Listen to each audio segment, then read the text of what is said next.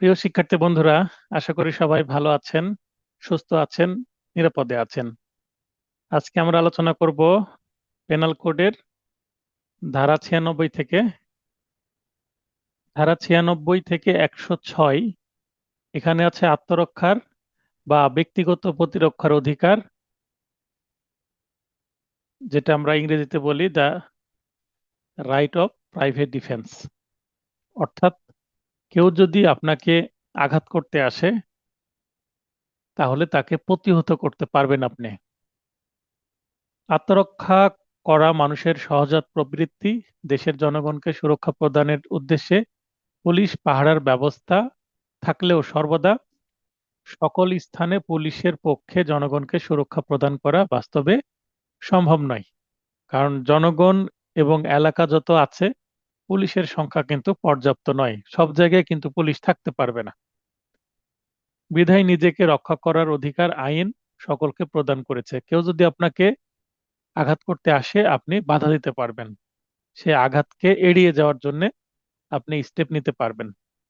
কোনো ব্যক্তি যখন অপর কোনো ব্যক্তির দেহ বা সম্পত্তির প্রতি আক্রমণ চালায়, তখন পুলিশ আসার অপেক্ষা না করে নিজেকে রক্ষা করার জন্য আক্রান্ত ব্যক্তিটি আক্রমণকারীর বিরুদ্ধে অগ্রসর হতে পারে। তার মানে কেউ মারতে আসলে আপনিও এগিয়ে যেতে পারবেন মারার জন্য।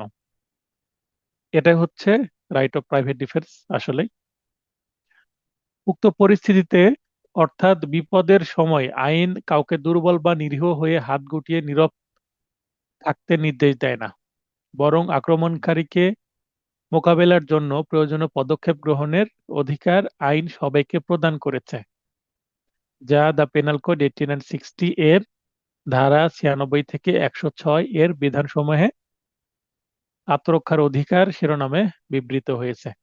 তাহলে আত্মরক্ষার অধিকার এইটা আমরা 96 থেকে 106 পর্যন্ত পাচ্ছি।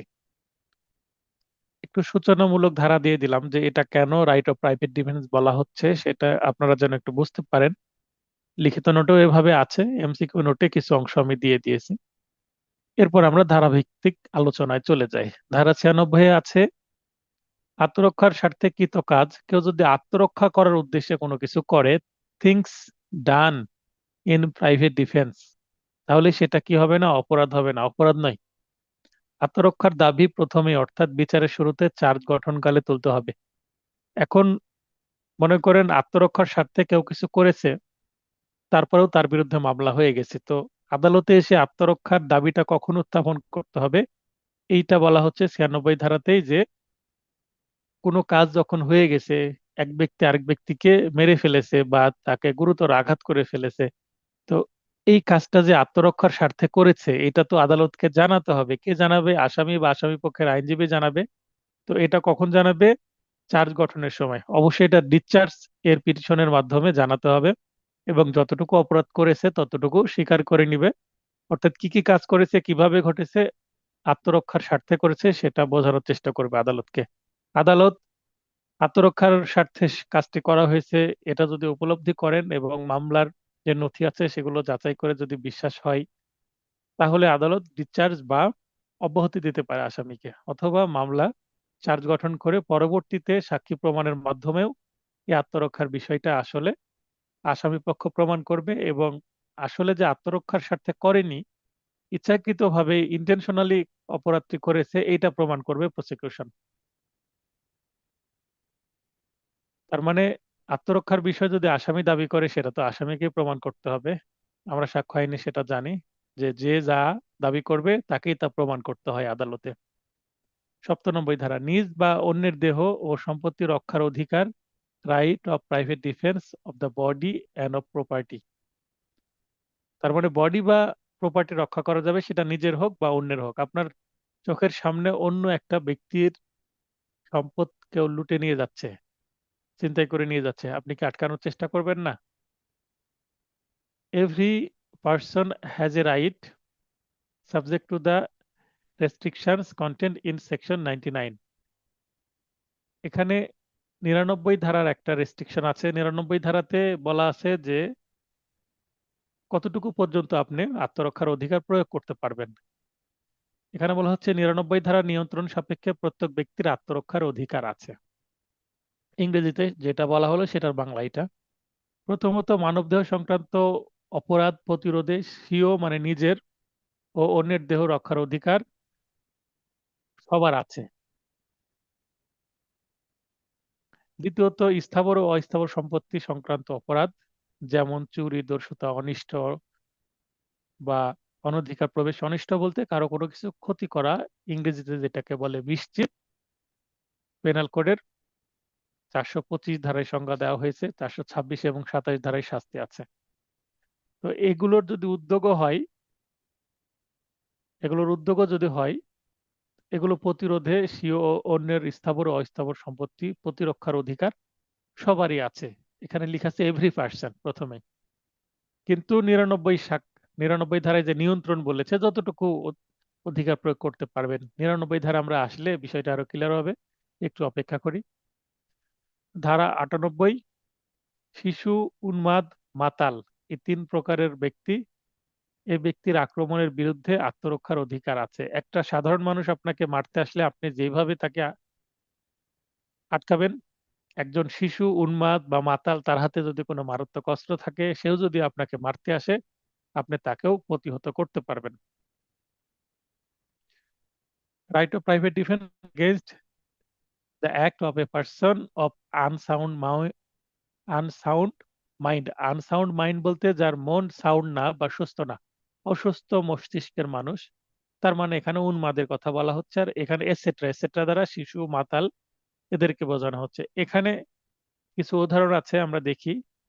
জেড মস্তিষ্ক বিকৃতির প্রভাবে এ কে খুনের উদ্যোগ গ্রহণ করে, মানে জেড এর মাথা ঠিক নাই, জেড এ কে খুন করার জন্য এগিয়ে আসছে।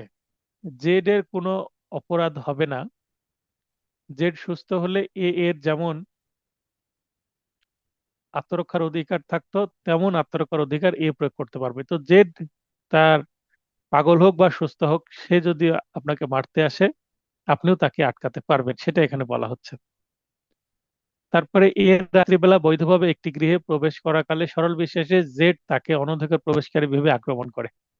মনে করেন রাত 12টা 1টা, অনেক সময় নিজের বাসাতেই মানুষ অনেক রাত্রে প্রবেশ করে না, হয়তো বা আউটিং এ গেছে, বাইরে গেছে ফ্যামিলি নিয়ে বেড়াতে, বা নিজেই হয়তো বা কোনো বিপদে একটু আসতে দেরি হয়ে গেছে কাজে, বা কোনো মেডিকেলে ইমার্জেন্সি হয়ে গেছে, কোনো আত্মীয় স্বজনকে নিয়ে গেছে, সেখান থেকে আসতে রাত হয়ে গেছে, রাত 12টা 1টা এরকম সময়।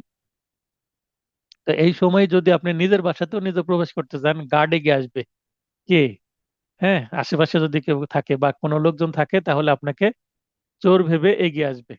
মানে আপনি অনধিকার প্রবেশ করছেন, কারণ আপনার বাসাতে আপনি এমন সময় প্রবেশ করছেন যেটা স্বাভাবিক ঘটনা না। রাত 1টা বা 2টাতে তো কেউ বাসায় প্রবেশ করে না। তো জেড এর কোনো অপরাধ হবে না, এক্ষেত্রে এ আত্মরক্ষার অধিকার প্রয়োগ করতে পারবে। আচ্ছা, আপনার বাসাতে আপনি প্রবেশ করার চেষ্টা করছেন, কেউ আপনাকে আটকানোর চেষ্টা করছে, হয়তো বা একটা লাঠি নিয়ে গার্ড আপনার মাথায় বাড়ি দিতে আসছে চোর ভেবে, তাও সেই লাঠিটা আপনি ধরতে পারবেন। যেমন গার্ডের অধিকার আছে আপনাকে আটকানোর চোর ভেবে, তেমন আপনার অধিকার আছে আবার গার্ডকে আটকানো আপনার আত্মরক্ষার্থে। এখানে ভুল বোঝাবুঝির একটা বিষয় তৈরি হয়। এখানে আমার একটা ঘটনা মনে পড়ে গেল। আমাদের বিজনেস আছে, আমাদের এলাকায় একটা বড় বাজার, সেই বাজারে আমাদের বিজনেস আছে, কারখানা আছে। তো সেই কারখানায় বাবা ব্যস্ততার কারণে, বাবা মেবি বগুড়ায় গিয়েছেন তখন বিজনেস পারপাসে, রাজশাহী থেকে। তখন আমাকে দায়িত্ব দিয়েছে যে এই দোকানটা বন্ধ করতে। তো আমি দোকান বন্ধ করে, আমাদের আবার কলেজে কনসার্ট হচ্ছিল, কনসার্ট দেখছি। কনসার্ট দেখার পরে বাবা ফোন করে বলছে যে এই যে পার্সেল আসবে, মানে মালামাল আসবে দোকানের, কারখানার, সেগুলো আমি রিসিভ করে যেন দোকানে ঢোকাই দিই। তো কনসার্ট শেষে আমি রাত 11টায় দোকান খুলতে গেছি। আমি তো ওই সময় কলেজ ফার্স্ট ইয়ারে পড়ি, অত কিছু বুঝি না। 4-5 জন গার্ড চলে আসছে, এত রাত্রে দোকান খুলছে কে, নিশ্চয়ই চোর মনে করছে।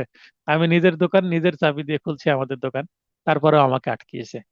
তারপরে ওই সময় তো মোবাইল ফোনের চল ছিল না। মোবাইল ফোন মেবি আমি কিনেছিলাম ওইটার কিছুদিন পরে, ওই ঘটনার সম্ভবত 6 মাস পরে আমি প্রথম মোবাইল ফোন কিনেছি।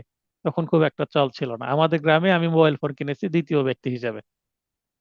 তো যাই হোক, মোবাইল ফোন তো ব্যবস্থা নেই, তখন আমি কি করব, পাশের যে দোকানদার আছে তার দোকান খোলা ছিল পাশে বলতে এই পাশের মার্কেটের। আমি আমার পরিচিত, আমি বললাম ওনাকে ডাকেন, আমাকে চিনে। তো ডাকলাম, আমাকে চিনলো, তখন বললো হ্যাঁ দোকানদারের ছেলে এটা। তখন আমাকে ছেড়ে দিল। তখন আমি মালামাল গুলো ভিতরে ঢুকে বের হলাম। তো এটা আমার শিক্ষা হলো একটা, যে নিজের দোকান হলেও অসময়ে খোলা যাবে না রাত্রে। মানুষ ভুল বুঝতেই পারে।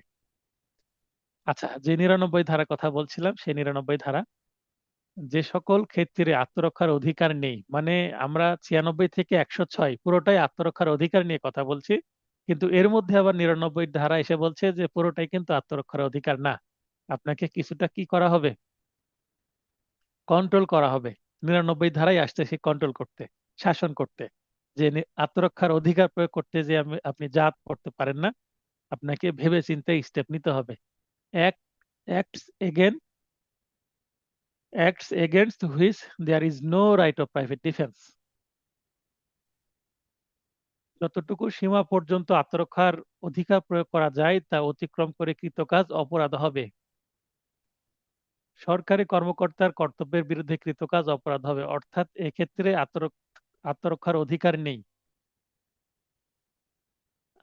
আত্মরক্ষার অধিকারের পরিধি যত দূর পর্যন্ত প্রয়োগ করা যাবে ততদূর পর্যন্ত প্রয়োগ করতে হবে। আক্রমণকারীর যতটুকু ক্ষতি করা প্রয়োজন আত্মরক্ষার অজুহাতে তার অতিরিক্ত ক্ষতি করা যাবে না। মনে করেন যে আপনাকে একজন ব্যক্তি ধারালো অস্ত্র নিয়ে খুন করতে আসছে। এখন আপনার কাছে যদি লাঠি বা আপনার কাছে কোনো পিস্তল বা রিভলভার থাকে, তো আপনি তাকে গুলি করবেন না। নিশ্চয় মাথায় বা বুকে কোনো ভাইটাল অর্গানে গুলি করবেন না, আপনাকে গুলি করতে হবে পায়ে। পুলিশ পুলিশেরাও তাই করে, যে পায়ে গুলি করতে হয়। আপনি পায়ে গুলি করলেন, একটা গুলি লাগলো, লেগে সে পড়ে গেল। পড়ে যাওয়ার পরে যদি আপনি দ্বিতীয় গুলি করেন এবং সেই গুলিটা লেগে সে মারা যায়, প্রথম গুলিটা মেনে নিলাম আত্মরক্ষার জন্য করেছেন, তো সে তো থেমে গেছে, সে তো আর আক্রমণ করতে আসতে পারছে না তার গায়ে গুলিবিদ্ধ হওয়ার কারণে। যখন আপনি দ্বিতীয় গুলি করবেন, তখন এটা আত্মরক্ষা না, মানে আপনার ইন্টেনশন হয়ে গেছে আমি তাকে মেরেই ফেলবো। তো এখানে তাকে আহত করা পর্যন্ত ঠিক ছিল, কিন্তু যখন নিহত করে দিলেন আত্মরক্ষার অধিকারের বাইরে চলে গেল, মানে 99 ধারা আপনি ভায়োলেশন করলেন। তারপরে মনে করেন আপনাকে একজন মারতে আসলো লাঠি দিয়ে, তো আপনি নিজে সেই লাঠির আঘাতটা প্রতিহত করার জন্য আপনি হাত দিয়ে ধরলেন, লাঠিটা নিয়ে কেড়ে নিলেন, কেড়ে নিয়ে আপনি তাকে মারতে শুরু করলেন। আচ্ছা, আপনি লাঠি কেড়ে নিয়েছেন, আর মারার দরকার আছে তাকে? মারার দরকার নাই। লাঠি কেড়ে নিয়েছেন, সে এখন আর মারতে আসতে পারবে না, কারণ তার হাতে লাঠি নাই। আসলে তো সে মার খাবে, হয়তো বা সে থেমে গেছে যেহেতু লাঠি কেড়ে নিয়েছেন। তারপরেও সেই বাঁশের লাঠি দিয়ে তাকে যদি আপনি মাথাতে বারবার 2-4টা আঘাত করেন, তাহলে সে আঘাতে সে আহত বা গুরুতর আঘাত পেয়ে নিহতও হতে পারে। তার মানে আপনার ইন্টেনশন হয়ে গেছে আমাকে মারতে আসলো কেন, আপনি তাকে কি মেরেই ফেলবেন। ব্যাপারটা যদি এরকম হয়, তাহলে এটা যদি মার্ডার না হলেও এটা কি হবে, কালপেবল হোমিসাইড হবে। আমরা 300 ধারা যখন পড়বো, কারণ আপনাকে মারতে আসলো, আপনি তাকে আটকালেন, ঠান্ডা মাথায় যদি আটকান এতটুকু পর্যন্ত প্রাইভেট ডিফেন্স ঠিক আছে। আপনি যদি লাঠি কেড়ে নেওয়ার পরেও আপনাকে মারতে আসে, অথবা লাঠি নিয়ে মারতে আসছে, আপনিও আরেকটা লাঠি নিয়ে তাকে আবার উল্টো আঘাত করলেন, আচ্ছা একটা আঘাত পর্যন্ত ঠিক আছে, একটা আঘাত করার পরে সে পড়ে গেল বা সে থেমে গেল, আর আক্রমণ করার অবস্থায় সে নাই। এখন এই অবস্থাতে আপনি আবার তাকে আবার কি করতে যাচ্ছেন, আঘাত করতে যাচ্ছেন।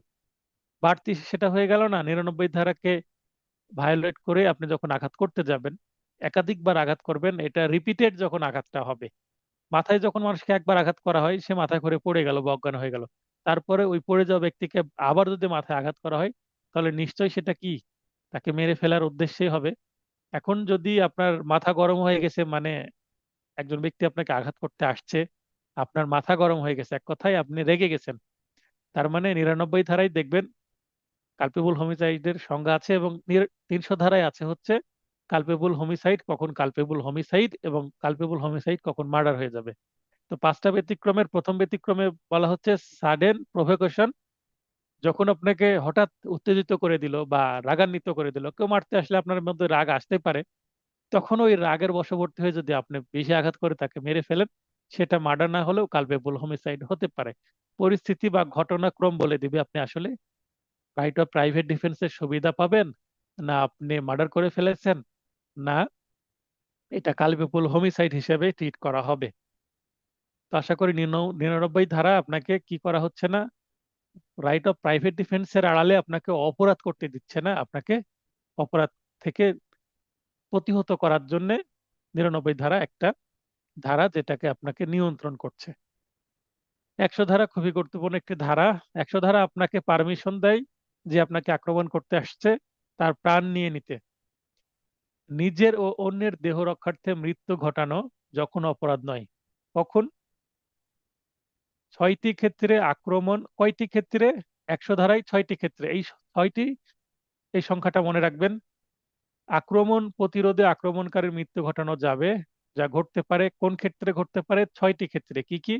যে আক্রমণ করতে আসলো সে আপনার বা অন্যের মৃত্যু ঘটাতে আসছে, মানে যাকে আপনি মেরে ফেললেন সে আপনাকে অথবা আপনার আশেপাশে থাকা কাউকে মারতে আসছে। মানে আপনাকে ওই আঘাতটা যদি আপনি না করে তাকে না মেরে ফেলতেন, আপনাকে মেরে ফেলতো, পরিস্থিতি এরকম। বা আপনার পাশে থাকা কাউকে মেরে ফেলতো। গুরুতর আঘাত, ওই আঘাতটা যদি প্রতিহত না করতেন তাহলে এমন একটা আঘাত করতো আপনি গুরুতর আহত হতেন। গুরুতর আঘাত কোথায় আমরা পাবো? 320 ধারায় গুরুতর আঘাত, 8 প্রকার আঘাতকে গুরুতর আঘাত বলে।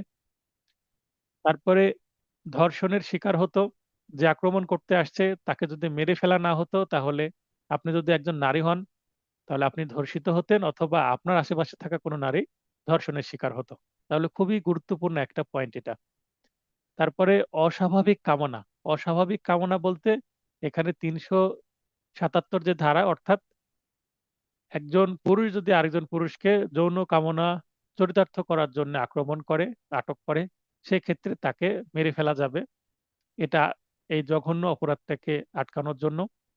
5 নম্বর মনুষ্যহরণ বা অপহরণ, অর্থাৎ কিডন্যাপিং অর অ্যাবডাকশন, এটা আটকানোর জন্য। এবং 6 নম্বর হচ্ছে আটক, আপনাকে আটক করে ফেলতো, আটক করে নিয়ে কি হতো, হয়তোবা পরবর্তীতে কিডন্যাপিং করেই নিয়ে যেত। তো এই 6টি ক্ষেত্রে যে এই কাজগুলো করতে আসছে তাকে মেরে ফেলা যাবে। তবে এটা নিশ্চিত যে হ্যাঁ, এই এই কাজগুলো ঘটছে কিনা এটা দেখতে হবে। আর 99 ধারা কিন্তু মাথায় রাখতে হবে, যে আপনি তাকে আহত করে বা তাকে আটকে, তাকে মেরে না ফেলে আপনি সেই কাজটাকে এড়াতে পারতেন কিনা। 100 ধারায় 6টি ক্ষেত্রে তার মৃত্যু ঘটাতে পারছেন ঠিকই, কিন্তু এইটা আদালতে প্রমাণ করাটা আবার কিন্তু আপনারই দায়িত্ব, যে হ্যাঁ এই 6টি ক্ষেত্রে যে কোনো এই ক্ষেত্রটি বা এই পরিস্থিতি তৈরি হয়েছিল, এটা প্রমাণ করাটা কিন্তু আবার টাফ হবে। তারপর মামলা চলবে। অতএব যতই মানে যতই এই ধরনের পরিস্থিতি আসুক, চেষ্টা করতে হবে যে আক্রমণ করতে আসলো তাকে মেরে না ফেলে অন্তত তাকে আহত করে আটকানো। কারণ আরেকজনের প্রাণ, যতই অপরাধী হোক, একটা মানুষের প্রাণ নিয়ে নেওয়া আসলে সেটা ভালো কাজ হবে না, সঠিক কাজ হবে না।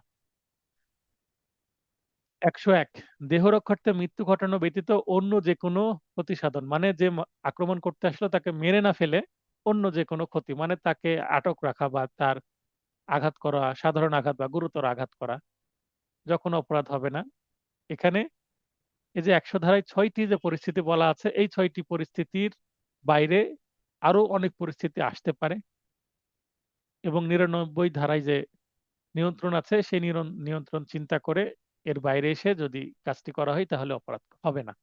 102 ধারা দেহ রক্ষার অধিকারের আরম্ভ ও স্থিতিকাল, অর্থাৎ কখন রাইট অফ প্রাইভেট ডিফেন্স আপনার শুরু হবে এবং কতক্ষণ পর্যন্ত সেটা বিদ্যমান থাকবে। দেহের প্রতি আশঙ্কা দেখা দেওয়ার সঙ্গে সঙ্গে কেউ যদি আপনাকে ধমক দেয় যে আমি তোকে মেরেই ফেলবো, এই বলে ধমক দিয়ে চলে আসছে, ধমক দেওয়ার পরেই তো কি আপনাকে আক্রমণ করবে, তো যখনই ধমক দিল তখনই আপনার অধিকারটা জন্মালো। ধমক দেওয়া থেকে আরম্ভ হতে পারে। যতক্ষণ ক্ষতির আশঙ্কা থাকে ততক্ষণ পর্যন্ত দেহ রক্ষার অধিকার বিদ্যমান থাকবে, অর্থাৎ স্থিতিকালটা বা ডিউরেশনটা এরকম হবে। এখন একজন আক্রমণ করতে আসলো, যতক্ষণ আপনার সামনে আছে আক্রমণের চেষ্টা চালিয়ে যাচ্ছে, সে ট্রাই করছে আপনাকে ক্ষতিগ্রস্ত করার, ততক্ষণ পর্যন্ত আপনার রাইটটা থাকবে প্রাইভেট ডিফেন্সের। আর যতক্ষণ সে ওখান থেকে যখন সরে যাবে বা স্থির হয়ে যাবে, বসে পড়লো বা সরে গেল সেখান থেকে, আপনি তেড়ে গিয়ে তাকে কিন্তু মারার দরকার নাই। সে চলে গেছে, এখন আপনি তাকে ধাওয়া করলেন তার পিছু পিছু, যে তেড়ে গিয়ে আপনি তাকে আঘাত করছেন, তাহলে এই পারমিশন কিন্তু আদালত দিচ্ছে না। কারণ সে যখন সরে গেল আক্রমণ থেকে, তার মানে আপনার প্রাইভেট ডিফেন্সের টাইমও আপ হয়ে গেছে। আশা করি বুঝতে পেরেছেন। 103-এ বলা হচ্ছে সম্পত্তি রক্ষার্থে মৃত্যু ঘটানো। এর আগে 100 ধারায় দেখলাম 6টি ক্ষেত্রে, এবার 4টি ক্ষেত্রে সম্পত্তি রক্ষার্থে আপনি আক্রমণকারী মৃত্যু ঘটাতে পারবেন। কি কি 4টি ক্ষেত্র? দস্যুতা, আপনার সম্পত্তি দস্যুতার সংগঠনের মাধ্যমে নিয়ে চলে যাচ্ছে, বা রাত্রিবেলা ঘর ভেঙে অনুপ্রবেশ করার চেষ্টা করছে, যেটা হাউস ব্রেকিং, মানে অপথে গৃহে প্রবেশ। ইমারত, তাঁবু বা যানবাহনে অগ্নিসংযোগের মাধ্যমে অনিষ্ট সাধন। অগ্নিসংযোগ করলে অবশ্যই কি হবে, আপনার সম্পত্তির ক্ষতি হবে। চুরি, দস্যুতা, অনুপ্রবেশ বা অগ্নিসংযোগের সময় মৃত্যু বা মারাত্মক আঘাতের যদি আশঙ্কা তৈরি হয়, তবুও এই যে ব্যক্তি এই কাজগুলো করতে আসছে তাকে মেরেই ফেলা যাবে, যদি 99 ধারা আপনাকে পারমিশন দেয়। তাহলে এখানে প্রতিটা ক্ষেত্রে কিন্তু প্রাইভেট ডিফেন্স ব্যবহারের ক্ষেত্রে 99 ধারায় আপনাকে মাথায় নিতে হবে যে আপনি 99 ধারায়, এই যে আপনি একটি স্টেপ নিলেন, এর পরের আঘাতটা করার জন্য কি 99 ধারা আপনাকে পারমিশন দিচ্ছে, সেটা আপনাকে চিন্তা করতে হবে। 104, 101-এ যেমন আছে 104ও তাই। সম্পত্তি রক্ষার্থে মৃত্যু ঘটানো ব্যতীত অন্য যে কোনো ক্ষতি সাধন করা যখন অপরাধ নয়। একই কথা বলা হচ্ছে এখানে, যে যে 103 ধারায় যে 4টি ক্ষেত্র, এগুলো ব্যতীত এবং 99 ধারার যে নিয়ন্ত্রণ, সেগুলো মেনে যদি আপনি কোনো কাজ করেন, তাহলে সেটা অপরাধ হবে না। 105 ধারা, আমরা 103 ধারায় যেটা দেখলাম, 102 ধারায় যেটা দেখলাম, ওই যে আরম্ভ এবং স্থিতিকাল, এখানে একই পয়েন্ট। সম্পত্তির প্রতি অপরাধ সংগঠনের আশঙ্কা দেখা দেওয়ার সঙ্গে সঙ্গে ওখানে ধমক বা দেহের প্রতি ক্ষতির আশঙ্কা থেকে শুরু, আর যতক্ষণ ক্ষতির আশঙ্কা থাকে ততক্ষণ পর্যন্ত, অর্থাৎ যতক্ষণ সে সম্পত্তিটা নেওয়ার চেষ্টা করছে ততক্ষণ পর্যন্ত কি থাকবে, আপনার রাইট অফ, মানে সম্পত্তি রক্ষার অধিকারটা বলবৎ থাকবে, প্রাইভেট ডিফেন্সটা থাকবে, তারপরে এটা হারিয়ে যাবে। 106, এটা একটি গুরুত্বপূর্ণ, সর্বশেষ প্রাইভেট ডিফেন্স। আত্মরক্ষার্থে অপর কোনো নির্দোষ ব্যক্তির ক্ষতি সাধনও করা যায়। উদাহরণ দেখলে বুঝতে পারবেন, অপরাধী দলের মধ্যে অবস্থানরত নির্দোষ শিশু বা ব্যক্তির ক্ষতি সাধন অপরাধ নয়। মনে করেন পুলিশকে তার ঊর্ধ্বতন কর্মকর্তা দায়িত্ব দিল যে এখানে অনেক ভিড় জমে আছে, অপরাধ সংগঠন হতে পারে, আনলফুল অ্যাসেম্বলি, মানে বেআইনি সমাবেশ হয়ে গেছে, দাঙ্গায় রূপদান করে, মানে দাঙ্গা সৃষ্টি হয়ে গেছে, উম, মানে রাইটিং শুরু হয়ে গেছে, মানুষের ক্ষতি করছে, মানে পরস্পর মারামারি শুরু করেছে, একজন আরেকজনকে আঘাত করছে বা আশেপাশের দোকানপাট ভাঙচুর করছে। এই অবস্থায় পুলিশ টিয়ার সেল নিক্ষেপ করতে পারে, রাবার বুলেট নিক্ষেপ করতে পারে। তো এগুলো করতে গিয়ে যদি সেই দলের মধ্যে দেখে যে একটা নিরপরাধ শিশু চলে আসছে, হয়তোবা আহ, বাজারের মধ্যে ছিল, তার পরিবারের সঙ্গে একজন শিশু ঢুকে পড়েছে সে দলের মধ্যে ভুলক্রমে, তখন যদি পুলিশ মানে এটার অপরাধকে আটকানোর স্বার্থে যদি গুলি করে ফেলে এবং শিশুকেও যদি আঘাত করে, বা অন্য কোনো নিরাপদ ব্যক্তি, মানে নিরপরাধ ব্যক্তি যদি আঘাতপ্রাপ্ত হয়, তবুও রাইট অফ প্রাইভেট ডিফেন্স এখানে কাজ করবে। তো এখানে পুলিশের ক্ষেত্রে যেটা রাইট অফ প্রাইভেট ডিফেন্সের আমি উদাহরণ দিলাম, আসলে এরকম না। এটা হবে যেটা আইনত যেটা করতে বাধ্য সেই কাজটি করতে গিয়ে যদি হয়। তো রাইট অফ প্রাইভেট ডিফেন্স আমি কিভাবে এটা উদাহরণটা নিয়ে আসবো, মনে করেন যে একজন আপনাকে মারতে আসছে, আপনি তাকে আটকাতে গেছেন এবং তার লাঠিটা কেড়ে নিয়ে তাকে আঘাত করতে গেছেন, পাশে দিয়ে হয়তোবা একটা রিক্সা যাচ্ছিল এবং রিক্সার উপরে একটা মহিলা আছে, মহিলার কোলে একজন শিশু আছে, তাদেরকে আঘাতটা লেগে গেছে। যদি আমরা এইভাবে পরিস্থিতি চিন্তা করি, তাহলে আপনি কিন্তু ওই রিস্কায় থাকা মহিলা এবং শিশুকে আঘাতের উদ্দেশ্যে আপনি আঘাত করেননি। আপনার উদ্দেশ্য ছিল যে আপনাকে মারতে আসছে তাকে আটকানো, কিন্তু ভুলক্রমে তাদেরকে আঘাত লেগে গেছে। এই কারণে এটা রাইট অফ প্রাইভেট ডিফেন্সের সুবিধা আপনি পাবেন। তো এই ছিল প্রাইভেট ডিফেন্স সংক্রান্ত আলোচনা। এই প্রাইভেট ডিফেন্সে যদি আপনাদের কারো প্রশ্ন থাকে, প্রশ্ন করেন। আমাদের আরো কিছু আলোচনা আছে আজকে, এখানে কিছু প্রশ্ন আছে প্রাইভেট ডিফেন্স সংক্রান্ত, সেগুলো পড়ে নেবেন। পড়ার পরেও যদি কোনো সমস্যা থাকে প্রশ্ন করবেন। এখানে পার্ট 4 শুরু হয়ে গেল আজকে। 107 থেকে 160 আছে, তবে আমরা আজকে 120 বা 124 পর্যন্ত আলোচনা করতে পারি। এক ভাই হাত উত্তোলন করেছেন। হ্যাঁ, শহীদ ভাই কি বলতে চাচ্ছেন বলেন। হ্যাঁ, আসসালামু আলাইকুম। হ্যাঁ, ওয়ালাইকুম আসসালাম, বলেন। ভাইয়া, রাইট টু প্রাইভেট ডিফেন্সের ক্ষেত্রে তাহলে আমাদের এই আমরা এই ক্ষেত্রে আহ, কি কি প্রতিকার পাচ্ছি তাহলে, মানে আহ, কোন পয়েন্টে আর কি, মানে আমার কথা যে আমি প্রাইভেট ডিফেন্সের জন্য মার্ডার পর্যন্ত করা যাচ্ছে। মার্ডারের জন্য আপনি 10টা পয়েন্ট পাচ্ছেন, 100 ধারায় 6টা পয়েন্ট, এবং 103 ধারায় 4টা পয়েন্ট, মোট 6, এই 6, 4, 10টা ক্ষেত্রে আপনাকে আঘাত করতে আসলে আরেকজনকে মেরে ফেলতেও পারবেন। তবে 99 ধারা আপনাকে এখানে বিবেচনায় রাখতে হবে।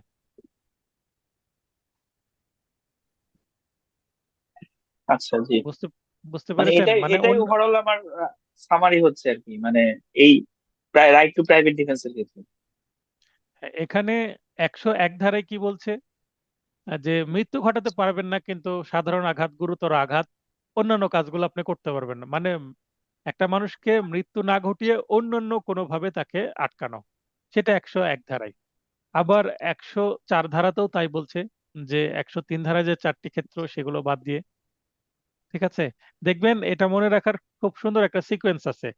100, 101, 103, এক সরি 100, 101, 102, এই 3টা সেকশন, এবং 103, 104, 105 একদম সেম সেম। একটা দেহ রক্ষার্থে আর একটা সম্পত্তি রক্ষার্থে, একটা মৃত্যু ঘটানো পর্যন্ত আর একটা মৃত্যু ছাড়া অন্য কিছু।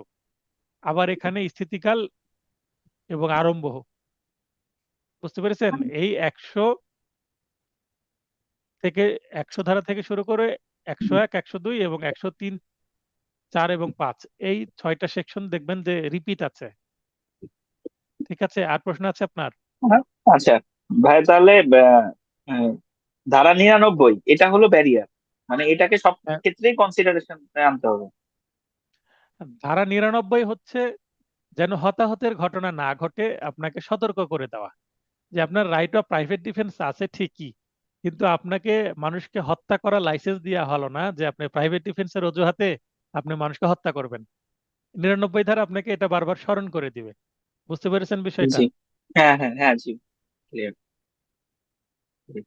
তো ঠিক আছে ভাই, লাইনে থাকেন অথবা মিউট করে দেন। তো ধন্যবাদ শহীদুল ভাই, প্রশ্ন করার জন্য, ক্লিয়ার হয়ে গেলেন। এরপরে আমরা 107 ধারায় আছে অপরাধে সহায়তা বা অপসহায়তা, যেটা ইংরেজিতে অ্যাবেটমেন্ট অফ এ থিং, মানে কোনো কিছুতে সহায়তা বা অপসহায়তা করা। তো এখানে অ্যাবেটমেন্টের ক্ষেত্রে আমরা 3টা পয়েন্ট পাই। এখানে ইংলিশে আছে, ইংলিশটা একটু পড়ে নেবেন, আরো ক্লিয়ার হবে। আমি বাংলাগুলো পড়ছি। অপরাধে সহায়তা বা অপসহায়তা বা অ্যাবেটমেন্ট এর সংজ্ঞা, আসলে 3টি উপাদান আছে। 3টি উপাদান মাথায় রাখলে, সেই 3টি উপাদানের সমন্বয়ে একটা বাক্য তৈরি করলেই সেটা কি হয়ে যাবে? সংজ্ঞা হয়ে যাবে। প্ররোচনার মাধ্যমে বা চক্রান্তের মাধ্যমে বা কোনো কার্য কিংবা কার্যবিরতির মাধ্যমে ইচ্ছাকৃতভাবে অপরাধে যদি সহায়তা করা হয়, সেটাকে অ্যাবেটমেন্ট বলা হবে। এবং যিনি সহায়তা করবেন তিনি অ্যাক্টিভলি অপরাধটা করবেন না, তার মানে ধরি মাছ না ছুঁই পানি, এই ধরনের একটা কাজ। মনে করেন পুকুরে নেমে বা জলাশয়ে নেমে মাছ শিকার করা যায়। আবার আপনি জাল নিয়েও যদি পুকুরে নামেন, তাহলে যদি পানিতে আপনি নেমে পড়েন, তাহলে তো আপনি নিজেই অপরাধে অ্যাক্টিভলি, মানে নিজেই মাছ ধরাতে আপনি অ্যাক্টিভলি অংশগ্রহণ করলেন, সক্রিয়ভাবে অংশগ্রহণ করলেন। কিন্তু আমরা যেটা বড়শি বা ছিপ বা হুইল, যেটার মাধ্যমে যদি মাছ ধরি, তাহলে উপর থেকে ডাঙায় বসে থেকে আপনি কি টোপ দিবেন এবং একটা বড়শি থাকবে, সেখানে কিন্তু আপনি মাছ ধরতে পারবেন। তো এর অ্যাবেটমেন্টটা এরকম, আপনি অপরাধটা, বসে আছেন ঢাকায়, আপনি ঢাকায় বসে আছেন, রাজশাহীতে একটা অপরাধ সংঘটিত করবেন। রাজশাহীতে পরিচিত আপনার একটা ব্যক্তি আছে, তাকে ফোন করলেন যে অমুক নামের ব্যক্তিকে কি করতে হবে? মার্ডার করতে হবে। আপনার কথা মতো সে মার্ডার করে ফেললো। তো আপনি ঢাকায় বসে কাজটা সেরে নিলেন। তার মানে ওই যে ধরি মাছ না ছুঁই পানি, এই যে যারা অ্যাবেটমেন্ট করে তারা কিন্তু দূরে থাকে, মনে করে যে আমার পর্যন্ত পুলিশ পৌঁছাতে পারবে না। তারা নিজেরা কখনো কি করে না, মাঠে নামে না, ফিল্ডে নামে না, আরেকজনকে দিয়ে কাজ করায়, মানে ইনডিরেক্টলি অপরাধটা করে। বরং তারাই হচ্ছে মামলার, মানে ঘটনার মূল মাস্টার মাইন্ড বা মূল হোতা, আমরা যেটা বলি, বা নাটের গুরু, যেটাই বলি না কেন।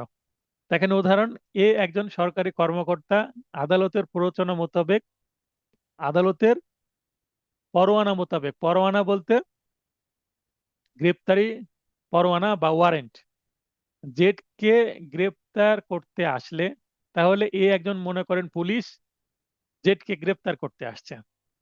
বি বিষয়টি জেনে বুঝে ইচ্ছাকৃতভাবে সি কে জেড হিসেবে গ্রেপ্তার করায়। তাহলে সি কে গ্রেপ্তার করিয়ে বি অপসহায়তা করেছে। মনে করেন যে পুলিশ, এই এ বি বাদ দিই, নাম ব্যবহার করে মনে করেন পুলিশ রহিমকে ধরতে আসছে। এখন রহিমের ভাই করিম আছে আশেপাশে। এখন করিমকে জিজ্ঞাসা করছে রহিমের বাড়ি কোনটা কোনটা, বা এখানে কি রহিম আছে দলের মধ্যে। এখন করিম বলছে এখানে রহিম নাই স্যার, আসলে রহিম আছে সেখানে। বলছে স্যার ওই যে হেঁটে যাচ্ছে ওই হচ্ছে রহিম, আসলে হেঁটে যাচ্ছে সে হচ্ছে খলিল। তার মানে নিজের ভাইকে ধরিয়ে না দিয়ে অন্য আরেকজনকে ধরিয়ে দিল। এই ধরনের একটা সিচুয়েশন চিন্তা করেন। তাহলে সে কাজটা কি করলো, ভুল ব্যক্তিকে ধরিয়ে দিল। তার মানে এটা পুলিশ যে কাজটা আরেকজন ব্যক্তিকে ধরে নিয়ে চলে গেল, সে জাস্ট বলে দিল ওইটা হচ্ছে রহিম, এতটুকুই কাজ করেছে। এটাও কিন্তু একটা কি, অ্যাবিটমেন্ট। একটা ম্যাক্সিম আছে, ল্যাটিন ম্যাক্সিম, কুই ফ্যাসিট পার অ্যালিউম ফ্যাসিট পার সে। ইংরেজিতে হি হু অ্যাক্টস থ্রু অ্যানাদার, মানে যে অন্যের দ্বারা কাজটি করিয়ে নিল, ডাজ হি অ্যাক্ট হিমসেলফ, ধরে নিতে হবে সে নিজে কাজটি করলো। মানে অন্যদেরকে দিয়ে করালেও সেই অপরাধী হবে, কারণ সে অন্যকে দিয়ে করালো, মানে সে হুকুমদাতা। আমরা দেখবেন মারামারির মামলা, মানে পরস্পরকে আহত করেছে, মানে ফাইটিং হয়েছে, এই ধরনের মামলায় কি করি,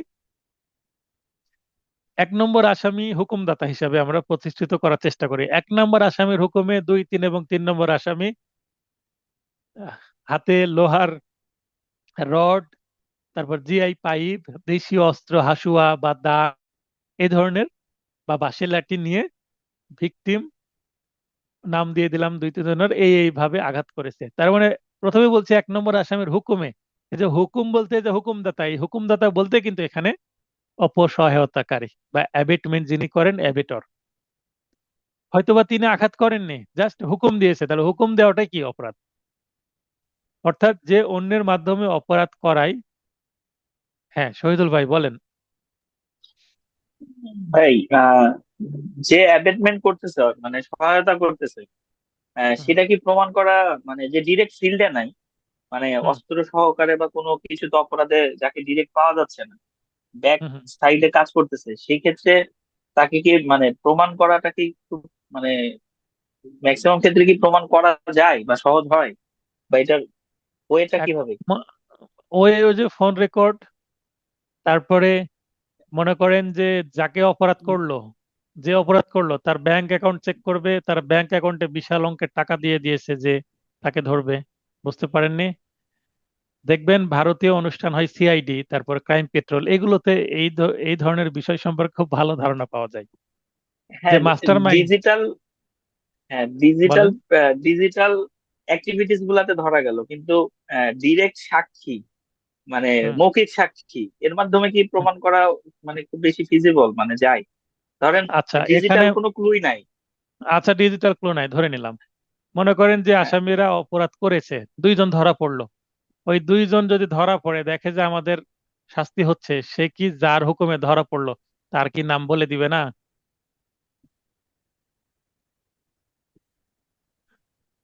আমার এখন পয়েন্ট বুঝতে তার পেরেছেন? নাম, হ্যাঁ আপনার পয়েন্ট বুঝতে পারছি, যদি তার নাম বলে দেয়, এখন সে তো হুম বলতে পারে যে আমাকে ফাঁসানোর জন্য বলা হচ্ছে, কারণ তার ফোন রেকর্ডও নাই, কিছুই নাই। সে শুধু হুম ডিরেক্ট কনভারসেশন করছে, একটা বৈঠক করে করছে, মিটিং করে, হুম। যেখানে কোনো রেকর্ডেড কিছু নাই। তাহলে সেই ক্ষেত্রে সে আচ্ছা পার পেয়ে যাবে না? এরকম যদি কিছু হয় এখানে যে আমার এগেনস্টে এখানে মিথ্যা সাক্ষী। এ- এখানে আসামিরা যদি তাকে জড়িয়ে ফেলে, তাহলে জি। অবশ্যই তার নাম চার্জশিটে চলে আসবে তদন্তে যে। হ্যাঁ, তো যেটা আলোচনা হ্যাঁ, করছিলাম, শহীদুল ভাইয়ের প্রশ্নের উত্তর দিচ্ছিলাম। শহীদুল ভাইয়ের কনসার্ন হচ্ছে যিনি অপসহায়তা করছেন তিনি মামলায় বেঁচে যাওয়ার সম্ভাবনা আছে।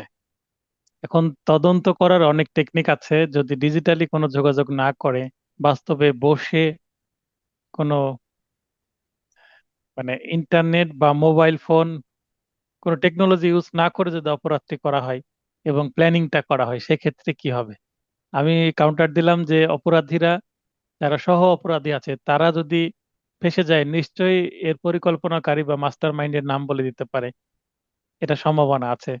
তারপরেও যারা, মানে সহযোগী আসামি আছে যারা কাজ করেছে, মানে অপরাধটার অ্যাক্টিভলি করেছে, তাদের যে বক্তব্য, সেই বক্তব্যের ভিত্তিতে যদি তাদেরকে ফাঁসানো না যায়, পারিপার্শ্বিক অনেক কিছু থাকে যেগুলোর মাধ্যমে হতে পারে। আর সবচেয়ে বড় বিষয় হচ্ছে মোটিভ।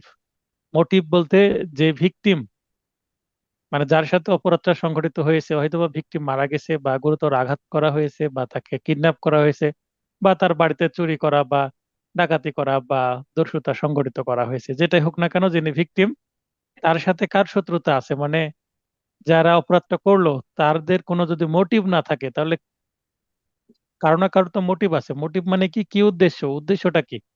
একটা খারাপ উদ্দেশ্য আছে।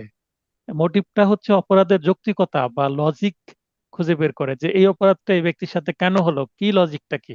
এখন মনে করেন দুইজন ব্যক্তি এসে অপরাধটা করেছে, এদের সাথে কোনো শত্রুতা ছিল না, হয়তো বা অন্য জেলা থেকে লোক এনে অপরাধটা করিয়েছে, তাহলে যে নিয়ে এসেছে লজিকটা তখন খুঁজে বের করবে এই যে ভিকটিম তার সাথে শত্রুতা কি কার কার আছে, এই ধরনের।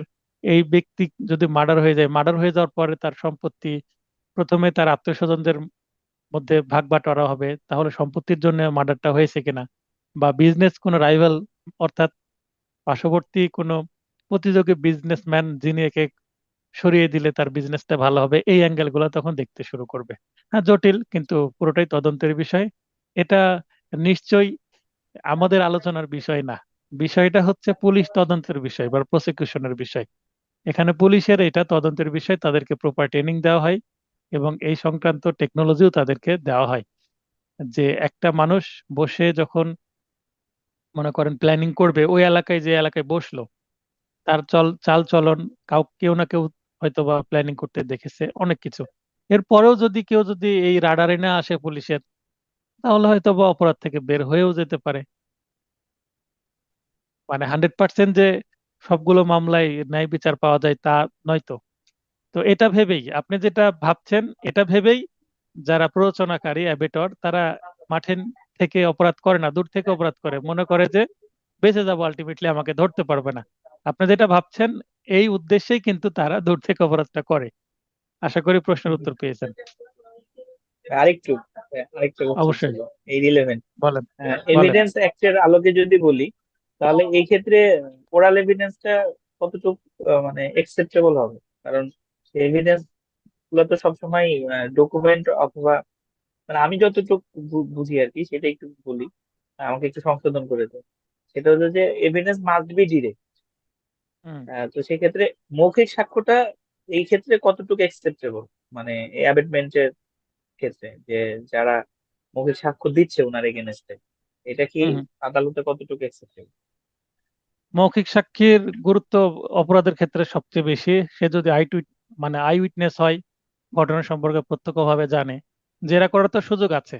মনে করেন দুইজন বা তিনজন একই বক্তব্য দিল যে হ্যাঁ এই কয়টার সময় আপনারা বসেছিলেন, বলছে আমরা রাত 11টা 15 মিনিটে বসেছিলাম। তিনজনই বলছে 11টা 15 মিনিটে বসেছিলাম। কোথায় বসেছিলেন?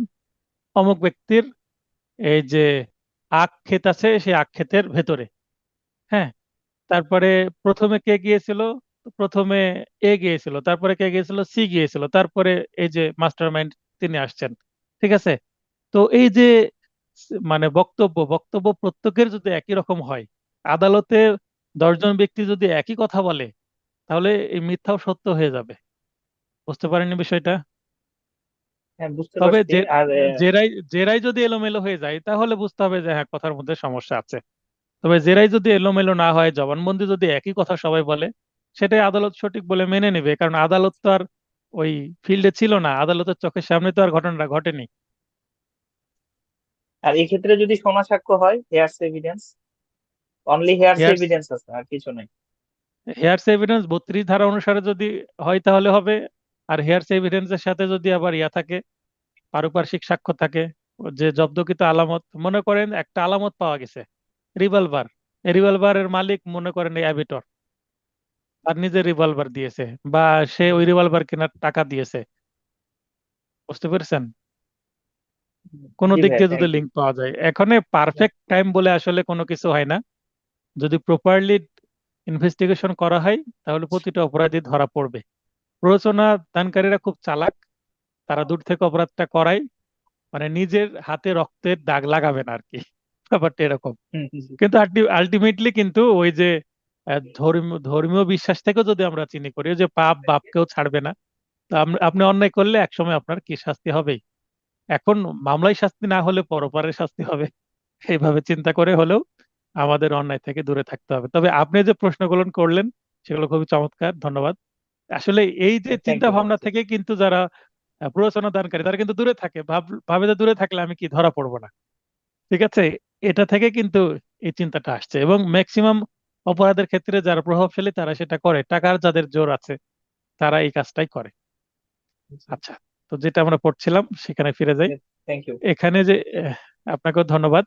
ম্যাক্সিম যেটা পড়ছিলাম যে কেউ যদি কারো মাধ্যমে কাজ করে তো ধরে নিতে হবে সে নিজে কাজটি করেছে, যেন অপরাধের গুরুত্বটা কমে না যায়। তাহলে যে অন্যের মাধ্যমে অপরাধ করায় সে যেন নিজেই তা করেছে, এটা ধরে নিতে হবে আইনের কথা। অত্র ম্যাক্সিমের মধ্যে অত্র ধারার মূল বক্তব্য নিহিত আছে। অপসহায়তা একটি অসম্পূর্ণ অপরাধ, যেটাকে বলা হয় ইনচয়েড ক্রাইম বা ইনকমপ্লিট অফেন্স। কিভাবে ইনকমপ্লিট?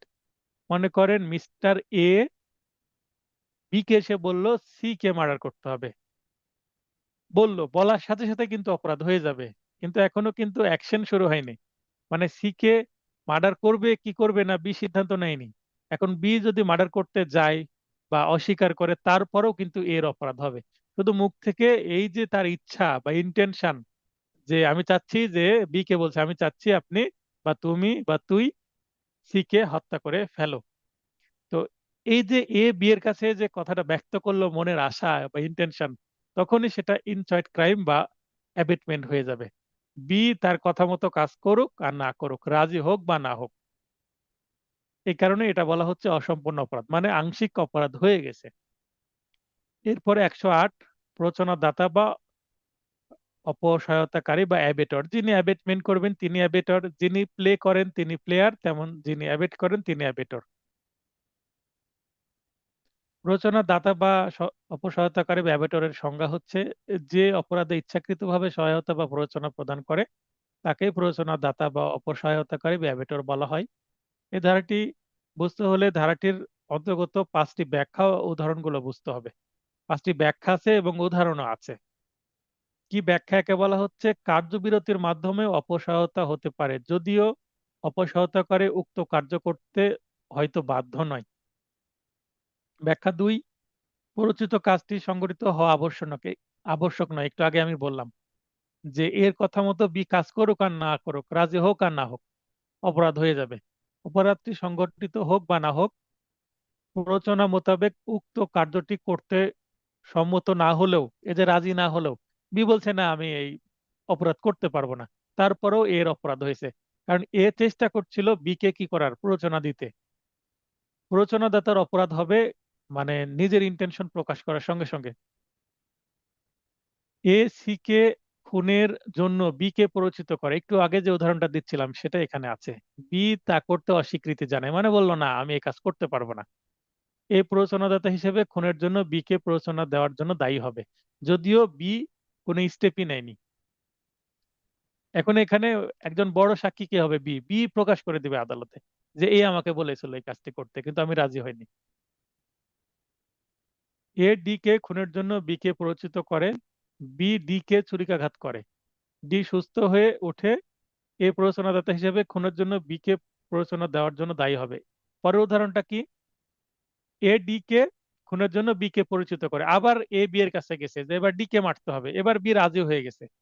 বি রাজি হয়ে ডি কে মারতে গেছে এবং ছুরি দিয়ে আঘাতও করেছে মেরে ফেলার উদ্দেশ্যে, কিন্তু আলটিমেটলি সে মারা যায়নি, আহত হয়েছে, চিকিৎসা করে সে সুস্থ হয়ে গেছে। তো বি এর তো আঘাত করার জন্য, সেটা গুরুতর আঘাত হোক আর সাধারণ আঘাত হোক, সেটা 324 হোক আর 26 হোক, সেটার জন্য অপরাধ হয়েছে বি এর। কিন্তু এর যেহেতু খুনের উদ্দেশ্যে প্ররোচনা করেছে তাই খুনের জন্য প্ররোচনার অপরাধ হয়েছে এর, যদিও যে কাজটি বলেছিল সেই কাজটি হয়নি, অন্য কাজ হয়েছে। কাজ হোক আর না হোক, ওই কাজ হোক বা অন্য কাজ হোক, যে কাজের জন্য প্ররোচনা দিবে সেই কাজের জন্যই তার শাস্তি হবে। মানে মনের মধ্যে যা আছে, যে পাপ মনের মধ্যে রেখেছে সেই পাপের শাস্তি তার হবে।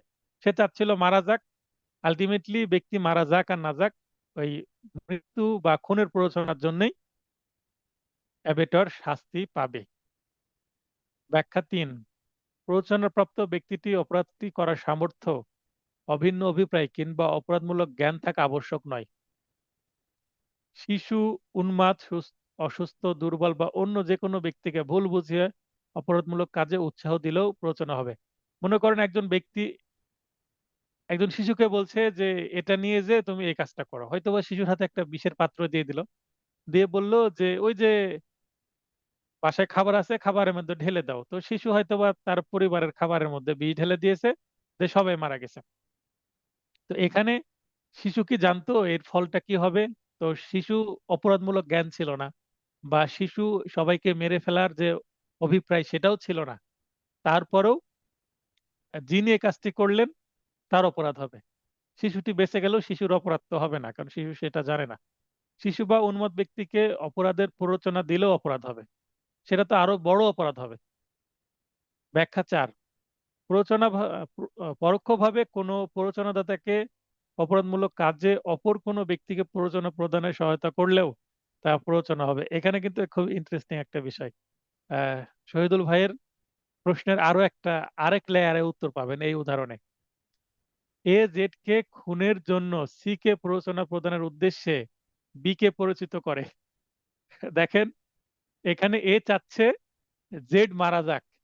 তো এ চলে গেছে এ চলে গেছে মনে করেন বি কে বলছে যে তুমি নিজে অপরাধটা করো না, তুমি আবার আরেকজনকে কি করো, ধরো অপরাধ করার জন্য। তার মানে একটা লেয়ার উপরে থাকতে চাচ্ছে সে, মানে এ বি কে বলছে তুমি সি কে হায়ার করো জেড কে মারার জন্য, সরাসরি তার সাথে যোগাযোগ করলে যেন পুলিশ ধরতে পারে। তাই তার মানে এখানে সে মাঝখানে আরো একজন ব্যক্তি রাখছে, যেন এর পর্যন্ত পৌঁছাতে না পারে।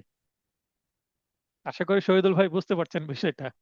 তো বি এর প্ররোচনা মোতাবেক সি জেড কে খুন করে, তাহলে অপরাধটা করলো অ্যাক্টিভলি কে, সি। তাহলে এখানে প্ররোচনাদাতা কে, এ এবং বি দুইজনই প্ররোচনা দিয়েছে এখানে। তাহলে বি হচ্ছে ডিরেক্ট প্ররোচনা দিয়েছে, আর এ হচ্ছে ইনডিরেক্ট বা পরোক্ষ প্ররোচনা দিয়েছে। এ দিয়েছে বি কে প্ররোচনা, বি দিয়েছে সি কে প্ররোচনা, এবং সি জেড কে খুন করেছে। একটা চেন অফ অর্গানাইজ, মানে এখানে খুবই অর্গানাইজিং একটা অপরাধ হয়েছে, গঠনমূলক একটা অপরাধ, খুবই সূক্ষ্মভাবে, পরিকল্পিতভাবে। সি জেড কে খুনের জন্য, তাহলে সি এর অপরাধ খুনের জন্য, এবং এ বি এই দুইজনেরই উভয়ের খুনের প্ররোচনা দেওয়ার জন্য দণ্ডিত হবে। আশা করি বুঝতে পেরেছেন সবাই, ইভেন শহীদুল ভাইও বুঝতে পেরেছেন। ব্যাখ্যা ৫, কোনো ষড়যন্ত্রের মাধ্যমে কোনো অপরাধ সংঘটিত হলে প্ররোচনার দায়ে দোষী করার জন্য ষড়যন্ত্রের কোনো এক পর্যায়ে জড়িত থাকাই যথেষ্ট। মনে করেন এই যে একটু আগে যে উদাহরণটা পড়লাম সেটা কাছাকাছি এটা। মনে করেন যে ষড়যন্ত্র করা হচ্ছে, তো ষড়যন্ত্রের বিদেশে বসে ষড়যন্ত্র হচ্ছে, তারপরের মানে ষড়যন্ত্র করার জন্য মনে করেন ৫-৬ বার মিটিং হয়েছে। তো যে বস সে হয়তো বা বিদেশে বসে ষড়যন্ত্র করছে, এবং তার আন্ডারে যারা আছে সে দেশে এক জায়গায় বসে ষড়যন্ত্র করছে। তারপরে ৫-৭টা মিটিং হয়েছে, এবং যে বস টপ লেভেলে আছে তার পর্যন্ত পৌঁছাটাই হচ্ছে টাফ। মানে হয়তোবা তার নাম আসবেই না মামলাতে, এরকম পর্যায়ে সে টপ লেভেলে থেকে প্ররোচনা করছে, আন্ডারগ্রাউন্ডে থেকে, আন্ডারওয়ার্ল্ডের কোনো ঘটনা হতে পারে। তো এটাও যদি করা হয়, তো ষড়যন্ত্রের সাথে কোনো পর্যায়ে যদি যুক্ত থাকে তাহলে সে অ্যাবেটর হিসেবে কাজ করবে। তো আমি আবারও বলছি শহীদুল ভাই, লক্ষ্য করবেন যে সে ধরা পড়বে কিনা সেটা তদন্তের বিষয়, সেটা আইনের বিষয় না। আইন এক জিনিস, তদন্ত আরেক জিনিস। তদন্ত হচ্ছে দক্ষতার বিষয়, তদন্ত হচ্ছে ট্রেনিং এর বিষয়। সেটা পুলিশ দেখবে এবং যারা তদন্ত করে তারা সেটা বুঝবে। অ্যাডভোকেট হিসাবে আমাদের তদন্ত বোঝা অবশ্যই জরুরি, তদন্ত বুঝতে হবে। কিন্তু আপনার পরীক্ষা দেওয়ার জন্য এই তদন্ত এখন না বুঝলেও হবে। পুলিশের যে তদন্ত সেইটা আমরা ফৌজদারি কার্যবিধিতে যতটুকু বুঝেছি, যতটুকু আইনে আছে সিআরপিসি তে ততটুকু আমরা বুঝবো। তবে পিআরবি আছে, তদন্তের জন্য আলাদা আইন আছে, সেটা পুলিশকে শেখানো হয়। আপনি চাইলে সেই আইনগুলো পড়লে ইনভেস্টিগেশন সম্পর্কে বুঝতে পারবেন। তবে হ্যাঁ, আপনার প্রশ্ন ভ্যালিড। তবে আমাদের আলোচ্য বিষয় সেটা না। একজন ব্যক্তি ধরা পড়ুক আর না পড়ুক সেটা তদন্তের বিষয়। আমাদের আইনটা জানতে হবে, যে এই এই কাজ করলে সে অপরাধী হবে। আইনে সেটা বলে দেওয়া হয়েছে। ১০৮ বাংলাদেশের ভেতরে অবস্থান করে বাংলাদেশের বাইরে প্ররোচনা প্রদান সমভাবে অপরাধী হবে। একই বিষয়ে যেটা আমরা আইনের শুরুর দিকেই দেখেছিলাম। 109 এটা গুরুত্বপূর্ণ কিন্তু। মনে করেন দুইজন ব্যক্তি মিলে অপরাধ করছে, 34 ধারা চলে আসে না? দুইজন ব্যক্তি মিলে যদি অপরাধ করে, অ্যাক্টিভ পার্ট প্লে দুইজনের থাকে, একজন খুন করলো আরেকজন পাশে ছিল বা সে ধরেছে, বা দুইজনই গেছে একজন পাহারায় ছিল, সেক্ষেত্রে কিন্তু দুইজনেরই সম অপরাধ হবে। কমন ইন্টেনশন থাকার কারণে জয়েন্ট লাইবিলিটি মানে যৌথ দায় হবে। 109 হচ্ছে প্ররোচনাদাতা যদি মাঠে না থাকে, দূরে থাকে। মনে করেন দুইজন মাঠে থেকে কাজ করলো আর একজন দূরে থেকে তাদেরকে নির্দেশনা দিয়েছে, হুকুম দিয়েছে। সেক্ষেত্রে যে দূরে ছিল তার জন্য, যেমন একটু আগে যে উদাহরণগুলো আমরা পড়লাম, যে যিনি অ্যাবেটর তার জন্য 109 ধারা প্রযোজ্য। আর যারা অপরাধ করেছে, যে অপরাধ করেছে, খুন করলে 302, সেই সাথে যিনি অ্যাবেটর তার জন্য 109। কেন 109? 34 হবে না, কারণ সে তো পার্ট প্লে করেনি। 34 ধারা হতে হলে অ্যাক্টিভ পার্ট প্লে থাকতে হবে, মাঠে থাকতে হবে, কোনো না কোনো কাজ করতে হবে। পাহারা দিলেও কিন্তু অ্যাক্টিভ পার্ট প্লে বোঝায়। মনে করেন যে দুই ভাই চুরি করতে গেছে, একজন ঘরের মধ্যে ঢুকেছে, একজন বাইরে দাঁড়িয়ে আছে, পাহারা দিচ্ছে লোকজন আসছে, মানে আসছে কিনা। আসলে সতর্ক করবে ভাইকে, বা ভাই ধরা পড়লে ভিতরে ঢুকে ভাইকে বাঁচাবে। তো যে ভাই বাইরে দাঁড়িয়ে আছে সেও কিন্তু অ্যাক্টিভ পার্ট প্লে করছে, বাইরে দাঁড়িয়ে সে পাহারা দিচ্ছে, মানে ধরে নেওয়া যাবে না সে বসে আছে, সে তো কাজই করছে। এটাকেও অ্যাক্টিভ পার্ট প্লে বলা হবে, এবং সেটা কিন্তু 34 ধারাতেই হবে। আর যদি দূরে থাকে, ভাই মাঠে যায়নি, দূরে আছে একেবারে, বাড়িতে আছে এবং ফোনে হয়তোবা নির্দেশনা দিচ্ছে, সেক্ষেত্রে হয়তোবা সেটা 34 ধারায় আসবে না, তখন 109 ধারায় আসবে। তো যে অপরাধে প্ররোচনার শাস্তির বিধান নেই, মানে অপরাধে প্ররোচনার জন্য আলাদা শাস্তির বিধান যদি ডেডিকেটেড থাকে, তাহলে তো সেই শাস্তি হবে। কিন্তু যদি বলা না থাকে, যেমন খুনের শাস্তি কি আমরা 302 ধারায় পাই, 301 ধারাতেও পাই খুনের শাস্তি। 301 ধারাতে বলা আছে, একজনকে খুন করতে এসে যদি আরেকজনকে খুন করা হয়, তাহলে 302 ধারায় যে শাস্তি সেই শাস্তি হবে। মানে 301-এর কাছে গেলে আপনাকে বলবে 302-এর কাছে যান, 302 যে শাস্তি আছে সেই শাস্তি হবে। তাহলে আলটিমেটলি 302 ধারার যে শাস্তি সেটাই খুনের শাস্তি, 302 ধারায়। আচ্ছা, তো এখানে খুনের প্ররোচনার শাস্তি কত ধারায় বলা নাই। 9 ধারায় সেই সমাধানটা দিয়ে দিচ্ছে যে খুনের প্ররোচনার জন্য যদি আলাদা শাস্তি না থাকে, কোন অপরাধের প্ররোচনার জন্য আলাদা শাস্তি না থাকলে, সেক্ষেত্রে মূল অপরাধীর অনুরূপ শাস্তি হবে, মানে সেম শাস্তি হবে। মূল অপরাধের শাস্তির ধারার সাথে 109 ধারায় চার্জ গঠন করা হবে, এবং মামলা ফাইলিংও সেভাবে হবে। যেমন খুনের প্ররোচনার জন্য 302/109। মনে করেন একটু আগে যে আমরা উদাহরণ দেখছিলাম যে এ প্ররোচনা দিচ্ছিল এবং বি খুন করলো, তাহলে বি এর জন্য 302 আলাদা, আর এর জন্য 302 এর সাথে আবার 109, মানে এর জন্য দুইটা ধারা। এখানে কিছু উদাহরণ আছে, উদাহরণগুলো পড়লে বিষয়গুলো আরো ক্লিয়ার হবে, পড়ে নেবেন অবশ্যই। 110, এক কাগজে এক কাজে প্ররোচনায় ভিন্ন অভিপ্রায়ে ভিন্ন কাজ সংঘটিত হলে প্ররোচনাদাতার শাস্তি প্রথমোক্ত বা প্ররোচিত কাজের জন্যই প্ররোচনাদাতার শাস্তি হবে। এটা মনে করেন যে প্ররোচনাদাতা বলল যে রহিমের বাড়িতে গিয়ে আগুন দিয়ে দাও, আগুন দিয়ে চলে আসবে। এ বি কে বললো রহিমের বাড়ি গিয়ে আগুন দিয়ে চলে আসো। এখন এর কথা মতো বি চলে গেছে আগুন দিতে, আগুন দিতে যায় দেখছে যে রহিমের বাড়ির বাইরে রহিমের একটা গরু বাঁধা আছে। সে আগুনও দিল এবং গরুটা আবার খুলে নিয়ে চলে আসলো, তার মানে কি চুরিও করলো। এ কি বলেছিল চুরি করতে, বিকে বলেনি। তাহলে এর অপরাধ হচ্ছে জাস্ট অগ্নিসংযোগের প্ররোচনা, আর বিয়ের অপরাধ কি? অগ্নিসংযোগ প্লাস চুরি। তাই যতটুকু অপরাধ করতে বলেছে ততটুকু প্ররোচনাদাতার উপরে দায় যাবে, বাদ বাকিটুকু যাবে না। এখন প্ররোচনাদাতা বলল যে শুধুমাত্র সাধারণ আঘাত করো। এখন সাধারণ আঘাত করতে যায় সে মেরেই ফেলেছে, তাহলে প্ররোচনাদাতার সাধারণ আঘাতের শাস্তি হবে, এবং যে মেরে ফেলো তার জন্য খুনের শাস্তি হবে। 111, এক কাজে প্ররোচনার ফলস্বরূপ ভিন্ন কাজ সংঘটিত হলে প্ররোচনাদাতার দায়, মানে একটা কাজ করতে গিয়ে ফলস্বরূপ আরেকটা কাজ হয়ে গেছে।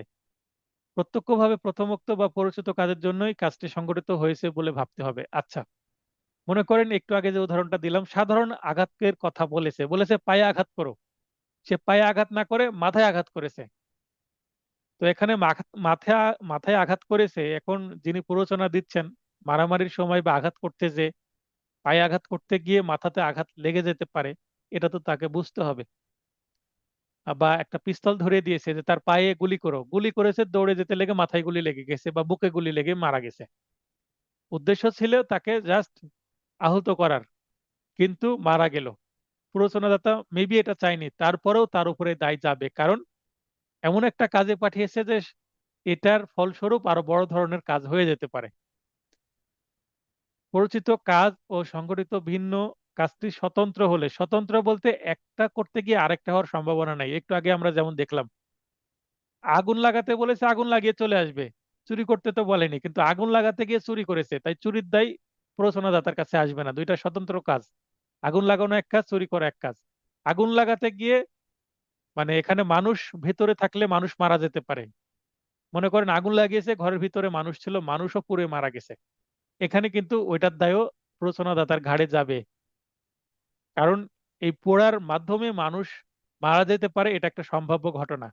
কিন্তু এই যে চুরি করেছে, এটা কিন্তু দুইটা স্বতন্ত্র ঘটনা। অগ্নিসংযোগের সাথে চুরির কানেকশন নাই, কারণ চুরি আবার নিজে থেকে করেছে। প্ররোচনাদাতা ও অংশগ্রহণকারী সাজা ভিন্ন ভিন্ন হবে যদি স্বতন্ত্র কাজ হয়, ওই যে চুরি এবং অগ্নিসংযোগ। পরিচিত কাজের সম্ভাব্য ফলস্বরূপ ভিন্ন কাজটি সংঘটিত হলে প্ররোচনাদাতা ও অগ্নিসংযোগকারী সকলের দায় সমান হবে।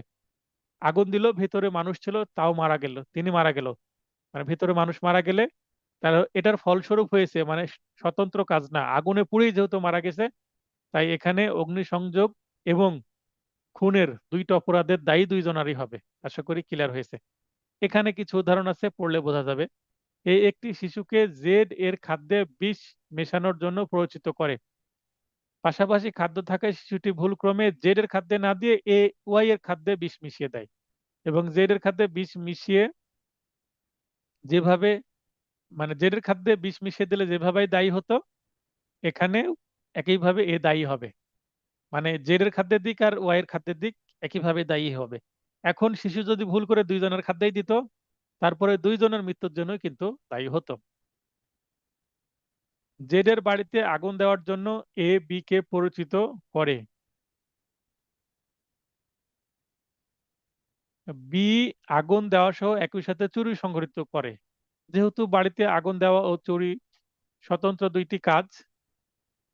আচ্ছা, একজন বারবার টাচ করছেন, টাচ করে মানে দাগানোর চেষ্টা করছেন, এটা কাইন্ডলি করবেন না, অ্যাটেনশন নষ্ট হচ্ছে। যেহেতু এ শুধুমাত্র বাড়িতে আগুন দিতে প্ররোচিত করার দায়ে দোষী হলেও চুরির জন্য প্ররোচনার দায়ে দোষী হবে না, অলরেডি এটা আমি কিন্তু বলে দিয়েছি। আচ্ছা, এখানে একজন ব্যক্তি বারবার আপনি টিক চিহ্ন দিচ্ছেন ছোট ছোট, এই কাজটি করবেন না, না হলে কিন্তু আমি আপনার লাইন কেটে দেব, তখন আর আপনি ক্লাসে প্রবেশ করতে পারবেন না। অপরদিকে অপরাধে অংশগ্রহণকারী বি বাড়িতে আগুন দেওয়া ও চুরি সংগঠন উভয় অপরাধের দায়ে দোষী হবে। এখানে আরেকটা দেখেন, A B O C, A B O C- A B O C K দস্যুতা সংগঠনের উদ্দেশ্যে একটি বসত বাড়িতে অপথে রাত্রিবেলা প্রবেশের জন্য পরিচিত করে। তাহলে এ হচ্ছে প্ররোচনাদাতা, এবং বি এবং সি কে বললো এ যে তোমরা দুইজন চলে যাও, যে কি করো, একটা বাড়ি হাউস ব্রেকিং করে প্রবেশ করো। সেই সাথে উক্ত উদ্দেশ্যে অস্ত্র সরবরাহ করে, এবং এ বি এবং সি কে কি দিল, এ বাকি দুজনকে অস্ত্রও দিল। দস্যুতা সংগঠনকালে বাড়ির বাসিন্দা জেড বাধা প্রদান করলে তারা জেডকে খুন করে। এ কিন্তু বলেনি যে কাউকে খুন করতে, দস্যুতা মানে মালামাল নিয়ে আসতে বলেছে, কিন্তু ঘটনাক্রমে বি আর সি দস্যুতা করতে গিয়ে জেড বাধা দিয়েছে, জেডকে মেরে ফেলেছে। এখানে কিন্তু এর এই যে খুন করার দায়, জেড এর খুন করার দায় কিন্তু এর উপরে যাবে, কারণ দস্যুতা কালে খুনাখুনি হয়ে যেতে পারে, এটা কিন্তু একটা সম্ভাব্য ঘটনা, স্বতন্ত্র ঘটনা নয়। যেহেতু দস্যুতার সম্ভাব্য ফলস্বরূপ খুন সংঘটিত হয়েছে, সেহেতু দস্যুতা সংগঠনের উদ্দেশ্যে বসত বাড়িতে অপথে রাত্রিবেলা প্রবেশের জন্য প্ররোচনার সাথেও খুনের দায়েও এ দোষী হবে। আশা করি বিষয়টা বুঝতে পেরেছেন, কোনটি স্বতন্ত্র ঘটনা এবং কোনটি সম্ভাব্য ঘটনা। সম্ভাব্য ঘটনা হলে প্ররোচনার দায় হচ্ছে ডাবল হয়ে যাবে, আর যদি স্বতন্ত্র ঘটনা হয় প্ররোচনার দায় কিন্তু ওই সিঙ্গেলই থাকবে। 111 থেকে কিন্তু এমসিকিউ প্রশ্ন আসার যেমন সম্ভাবনা আছে, রিটেন প্রশ্ন আসার সম্ভাবনা কিন্তু আরো বেশি আছে। 112, রচনাদাতা যখন পরিচিত কাজ ও সংঘটিত ভিন্ন কাজ উভয়ের জন্য সম্মিলিত দণ্ডে দণ্ডিত হবে। পরিচিত কাজের সম্ভাব্য ফলস্বরূপ ভিন্ন কাজটি সংঘটিত হলে 111 ধারায় উল্লেখিত পরিস্থিতি সময়ে প্ররোচনাদাতা পরিচিত কাজ ও সংঘটিত ভিন্ন কাজ উভয়ের জন্য সম্মিলিত দণ্ডে দণ্ডিত হবে। আসলে 111 ধারার যে বক্তব্য সেটাকে 112 ধারা দিয়ে পরিপূর্ণ করা হয়েছে। এই 112 ধারায় যেটা বলা হয়েছে সেটা 111 ধারার উপধারা হিসাবে যদি প্রবেশ করা হতো তাহলে আরো বেটার হতো। এখানে মানে 112 ধারা আর কিছুই নয়, 111 ধারার একটি বাড়তি অংশ। 113, প্ররোচিত কাজের সম্ভাব্য ফলস্বরূপ ভিন্ন কাজটি সংঘটিত হলে প্ররোচনাদাতার দায়। এই 113 ধারাটা আসলে 111 ধারার এক্সটেন্ডেড একটা পার্ট। প্ররোচিত কাজের সম্ভাব্য ফলস্বরূপ ভিন্ন কাজটি সংঘটিত হতে পারে জেনেও যদি প্ররোচনা দেয় যে দস্যুতা করতে গেলে খুন হতে পারে বা আহত হতে পারে, প্ররোচনাদাতা পরিচিত কাজ ও সংঘটিত ভিন্ন কাজ উভয়ের জন্য সম্মিলিত দণ্ডে দণ্ডিত হবে। 114, 114 ধারা গুরুত্বপূর্ণ কারণ 114 ধারায় চার্জ গঠন করা হয়। যেমন 109 ধারায় চার্জ গঠন করা হয়, 114 ধারাও অনেক চার্জ গঠন করা হয়। অপরাধ সংঘটনকালে প্ররোচনাদাতার উপস্থিতি। এই যে একটু আগে মারামারির ঘটনায় আমরা কি বলি যে 1 নম্বর আসামির হুকুমে বাদ বাকিগুলা কি করেছে, অপরাধ করেছে। তো প্ররোচনাদাতা যদি এই যেখানে অপরাধ হচ্ছে মানে ক্রাইম স্পট বা ঘটনাস্থল, যেটাকে আমরা বলি প্লেস অফ অকারেন্স, পিও, এই প্লেস অফ অকারেন্স বা পিওতে যদি উপস্থিত থাকে যিনি অ্যাবেটর, তাহলে abettor present when offence is committed, যখন অপরাধটি সংঘটিত হচ্ছে সেখানে যদি সে স্টিল উপস্থিত থাকে তাহলে 34 না হয়ে কিভাবে 114 হবে সেটা বোঝার চেষ্টা করি। প্ররোচনাদাতা ঘটনাস্থলে উপস্থিত থাকলে যেভাবে দায়ী হতো উপস্থিত, সরি, প্ররোচনাদাতা ঘটনাস্থলে অনুপস্থিত থাকলে যেভাবে দায়ী হতো উপস্থিত থাকলেও একইভাবে দায়ী হবে। আচ্ছা, অপরাধ সংঘটনকালে ঘটনাস্থলে প্ররোচনাদাতার উপস্থিতি বা অনুপস্থিতি বিবেচ্য বিষয় নয়, বরং প্ররোচনা প্রদান করেছে কিনা তা মুখ্য বা বিবেচ্য বিষয়। এখন বলতে পারেন 34 ধারাই তো হয়ে যেত তাহলে, ঘটনাস্থলে আছে, হ্যাঁ 34 ধারা হতে হলে কিছু না কিছু করতে হবে। আর এখানে প্ররোচনাদাতা বলে দিয়েছে, নির্দেশনা দিয়ে দিয়েছে কাকে মারতে হবে কি করতে হবে এগুলা বলে দিয়েছে। বলে দেওয়ার পরে সে আবার মানে ঘটনাস্থলে থেকে সেটা অবলোকন করছে বা ঘটনাস্থলে থেকে সে ডিরেক্ট, এই যে যেমন কমেন্টারি হয় খেলা হলে কে কি করছে সে বলে দিচ্ছে, এখন এটা করতে হবে এটা করবে, ওই ওকে মার, এরকম যে মানে লাইভ হুকুম দিচ্ছে যে ঘটনাস্থলে থেকে। তো এটা করলে সেটা 34 ধারা হবে না, কারণ সে শুধুমাত্র মুখে কথা বলছে, কাজে কিছুই করছে না। এই কারণে 34 ধারা হবে না, 114 ধারা হবে। 114 ধারা হওয়ার ক্ষেত্রে কিন্তু আবার আরেকটা বিষয় আসে, সেটা আমরা আনলফুল যখন অ্যাসেম্বলি হয় মানে 5 জনের বেশি অপরাধী হয় তখন 114 ধারা হওয়ার সম্ভাবনা বেশি হয়। আবার যদি ট্রেসপাস হয়, অন্য সম্পত্তিতে প্রবেশ করে যখন অপরাধ সংঘটিত হয় তখন কিন্তু 114 ধারা আসার সম্ভাবনা বেশি থাকে। দেখতে হবে সকলের অ্যাক্টিভ পার্ট প্লে আছে কিনা। যদি থাকে তাহলে 34 ধারা আসবে, আর যদি না থাকে তাহলে 114 ধারা আসবে। 134-এর সাথে 114 আসতে পারে একসাথে। 115, মৃত্যুদণ্ড বা যাবজ্জীবন কারাদণ্ডের দণ্ডনীয় অপরাধে প্ররোচনা বা সহায়তার শাস্তি। মানে এমন একটা অপরাধ করছে এবং ওই অপরাধের সহায়তা বা অপসহায়তা করছে, যে অপরাধটা মৃত্যুদণ্ড বা যাবজ্জীবন কারাদণ্ড হতে পারে। সেই ক্ষেত্রে অপরাধ সংগঠিত না হলে ও শাস্তির স্পষ্ট বিধান না থাকলে অনূর্ধ্ব 7 বছর সশ্রম বা বিনাশ্রম কারাদণ্ড, সেই সাথে অবশ্যই অর্থদণ্ড।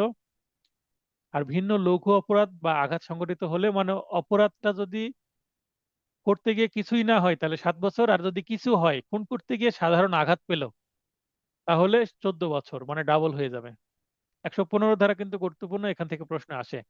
116, কারাদণ্ডের দণ্ডনীয় অপরাধে প্ররোচনা বা সহায়তার শাস্তি। অপরাধটি সংঘটিত যদি না হয়, প্ররোচনাদাতা সাধারণ ব্যক্তি হলে 4 ভাগের 1 ভাগ শাস্তি হবে। উক্ত অপরাধের দীর্ঘতম শাস্তির মানে ম্যাক্সিমাম যে শাস্তি আছে সেই শাস্তির 4 ভাগের 1 ভাগ। এবং প্ররোচনাদাতা যদি সরকারি কর্মকর্তা হয় তাহলে ম্যাক্সিমাম অপরাধের যে শাস্তি, শাস্তির অর্ধেক হবে, হাফ। 117, জনসাধারণ বা 10 জনের অধিক ব্যক্তি কর্তৃক অপরাধ সংগঠনের প্ররোচনা শাস্তি। ওই যে অনেকজন ব্যক্তি মিলে যদি অপরাধ করে, গণধোলাই দিয়ে কাউকে মেরে ফেলে, এবং এই গণধোলাই যারা যে প্ররোচনা দিবে সেক্ষেত্রে তার শাস্তি 3 বছর হবে।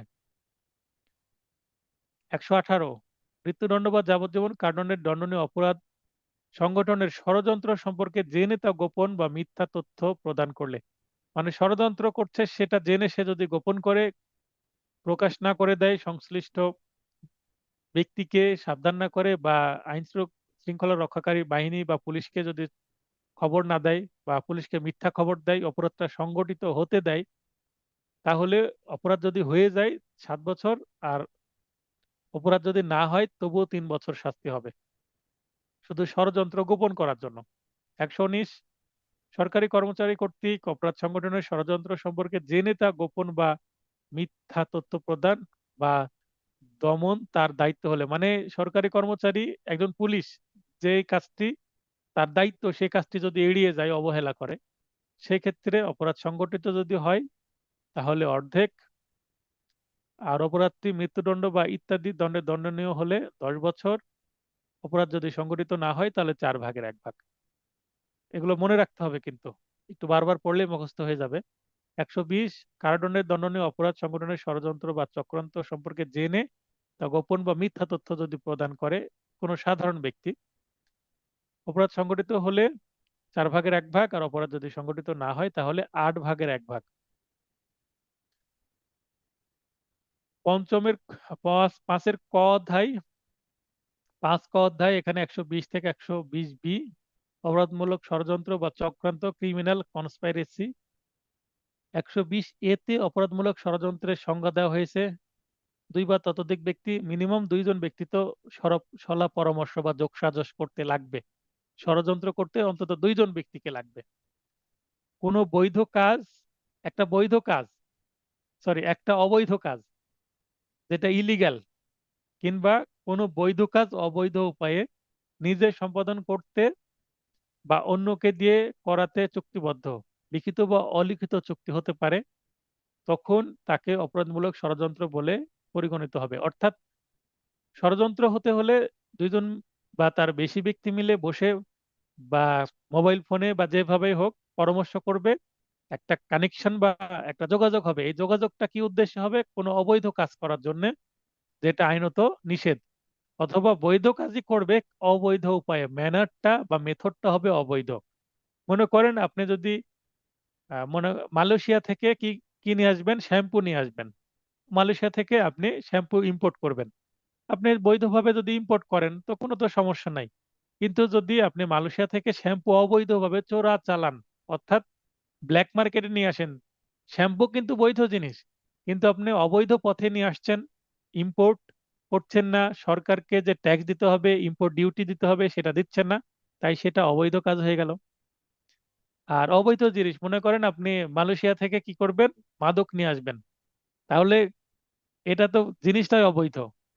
তো বৈধ জিনিসও হলে অবৈধ উপায় যদি হয় তাহলেও সেটা অপরাধ হবে।